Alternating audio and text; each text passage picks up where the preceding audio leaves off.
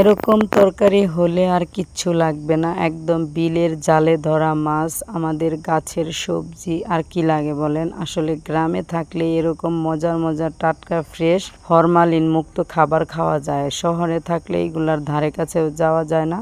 আসলে ফ্রেশ তো সহজে কিছু পাওয়াও যায় না, আবার পাওয়া যায় না এমন বললেও ভুল হবে। পাওয়া যায় কিন্তু অনেক কীটনাশক মুক্ত, ওষুধ দেওয়া, মেডিসিন দেওয়া, হাইব্রিড এইগুলা পাওয়া যায়। আমরা একদম স্বচ্ছ সুন্দর সবল ভালো ফ্রেশ সবজি খেতে লাগাই। আর জাল দিয়ে, চায়না জাল দিয়ে আমাদের প্রত্যেক দিন মাছ ধরে আমাদের পুকুরে পেতে রাখে। চাষ করা পুকুর না, এমনি পুকুর। সেই পুকুর থেকে আমরা এরকম টাটকা টাটকা ফ্রেশ মাছ খাই। আমাদের ধান কেটে ফেলছে, পানি হয়েছে, সেইখানেও জাল পেতে রাখে, মাছ পাই। আসসালামু আলাইকুম, কোহিনুর মিনি কিচেন অ্যান্ড ব্লগে সবাইরে স্বাগতম। সবাই কেমন আছেন? অবশ্যই আল্লাহর রহমতে ভালো আছেন, আমিও ভালো আছি। চুলার পারে চলে আসলাম। চুলায় একটা কড়াই দিয়ে সয়াবিন তেল একটু গরম করে এখন মাছের মাথাগুলা ভেজে নিব। এগুলো টাকি মাছের মাথা, বড় বড় টাকি মাছ। লেজগুলো আমি ভর্তা করার জন্য ভেজে নিয়েছি, ওইটা আরেকদিন শেয়ার করব। আর মাথাগুলা কেটে বড়টা একদম মাঝখানে পিস করে কেটে সুন্দর করে মাছগুলা ভেজে উঠিয়ে নেব। এখানে টাকি মাছ আছে, গজার মাছ আছে, কই মাছ আছে, শিং মাছ আছে। এগুলো আমাদের জালে পাওয়া ফ্রেশ টাটকা মাছ আপুরা। এখন মাছগুলো সব উঠিয়ে সেই তেলের মধ্যে আর একটু তেল দিয়ে দিলাম পেঁয়াজ কুচি আর আমাদের গাছের ফ্রেশ কাঁচামরিচ কুচি। আমরা গ্রামে থাকি, সব কিছু আমরা নিজেরা লাগিয়ে তারপরে খাই। আর এইগুলা মরিচ কিন্তু অনেক ঝাল হয়, খেতে অনেক মজাও হয়। এইগুলো হালকা ভেজে নিয়ে দিয়ে দিলাম পরিমাণে একটু বেশি করে রসুন বাটা। রসুন বাটাটা আমি একটু বেশিই খাই অন্যদের তুলনায়, আমার মনে হয়, জানি না।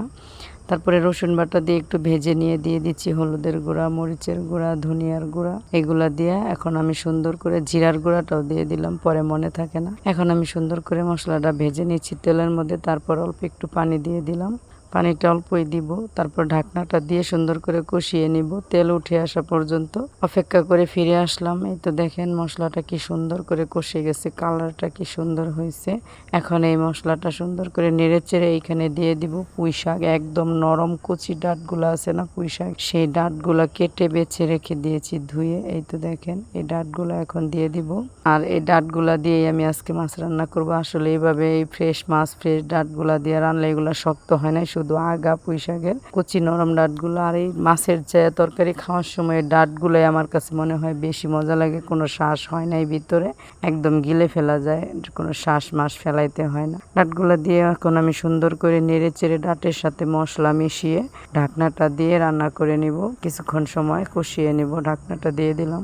এখন আবার কষানো হয়ে গেছে, ফিরে আসছি। ঢাকনাটা খুলে একটু নেড়ে চেড়ে দিই, কারণ অল্প আছে যে কোনো সবজি কষানোর মধ্যে সিদ্ধ করে রান্না করলে মজা হয়। এরকম করে ভালোই কষিয়ে টষিয়ে সুন্দর করে একদম সিদ্ধ হয়ে গেছে ডাঁটগুলা। সেই জন্য আমি অল্প একটু ঝোলের পানি দিব, বেশি ঝোলের পানি দিব না, কারণ ডাঁট কিন্তু সিদ্ধ আর বাকি নাই। সেই জন্য তারপরে দিয়ে দিব মাছ, ভাজা মাছ। মাছগুলোও তো রান্না করা হয়ে গেছে, তাহলে বেশি পানি দেওয়ার প্রশ্নই আসে না। এই তো ডাঁটগুলা দিয়ে পানি দিয়ে নেড়ে চেড়ে সুন্দর করে মিক্স করে দিয়ে দিলাম উপরে সেই ভাজা মাছগুলা।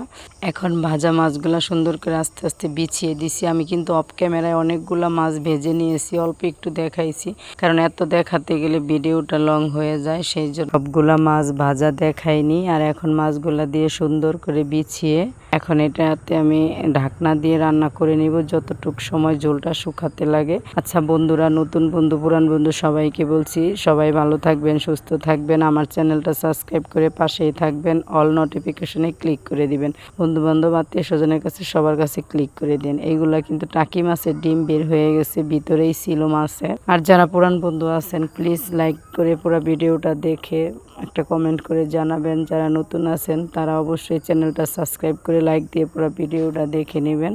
আর আপনারা সবাই প্লিজ আমাকে একটু সাপোর্ট করেন, আমার পাশে থাকেন। অনেকগুলো ভিডিও দিছি, সাবস্ক্রাইব কেন বাড়তেছে না আমি জানি না, আল্লাহর রহমত করে যদি, তাহলে আপনারা একটু দয়া করে আমার পাশে থাকেন, আমার চ্যানেলটা বাড়ানোর সুযোগ দেন, বড় করে দেন, আমাকে একটু সাপোর্ট করেন। আসলে একজনে একটু সাফল্য পাওয়ার জন্যই কিন্তু একটা চ্যানেল খুলে বা একটা বিজনেস করে, বা কেউ কোনো চাকরি নেয়। আমিও সাফল্য হতে চাই বা পেতে চাই আপনাদের আশা এবং দোয়া, ভালোবাসা, ভরসা নিয়ে, আপনাদের সাপোর্ট নিয়ে। আজকে এই পর্যন্তই, দেখা হবে পরের ভিডিওতে। এই তো দেখেন আমার তরকারিটা হয়ে গেছে। আমি যে পাত্রে রাখবো ঠিক সেই পাত্রে সুন্দর করে ঢেলে নিচ্ছি। আজকে তরকারিতে তেলটা একটু বেশি হয়ে গেছে, আমার শাশুড়ি রাগ করবে, কিছু করার নাই, হঠাৎ করে হয়ে গেছে, মাঝে মাঝে হয়, গরুর মাংসের মতন তেল হয়ে গেছে। আমি এত তেল সাধারণত খাই না, আজকে বেশি পড়ে গেছে। তাহলে ভালো থাকেন, সুস্থ থাকেন, দেখা হবে পরের ভিডিওতে। আসসালামু আলাইকুম।